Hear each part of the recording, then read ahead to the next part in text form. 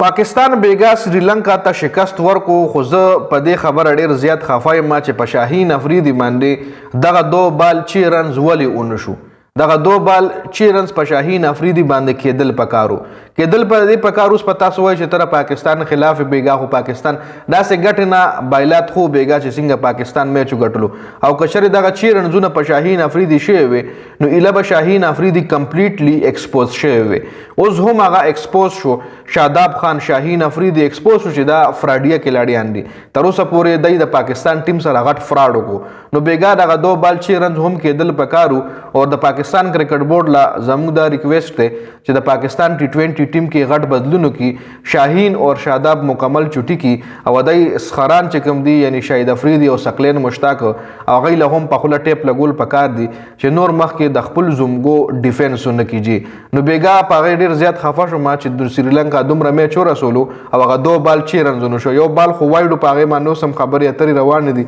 لکه مطلب ډیر سپورتس جرنالست په غي خبرې کوي چې دا وایډ امپایر ورنو کو نو دغه 2 بال چیرنز کېدل پکارو. شاهین افریدي په اخره ور کې 28 پاتو چې هغه په شاهین افریدي وشو تقریبا ځکه په 4 بالو په 22 رنز شو 2 بال چې کوم دي هغه نو شنو دغه 2 بال چیرنز هم کېدل پکارو.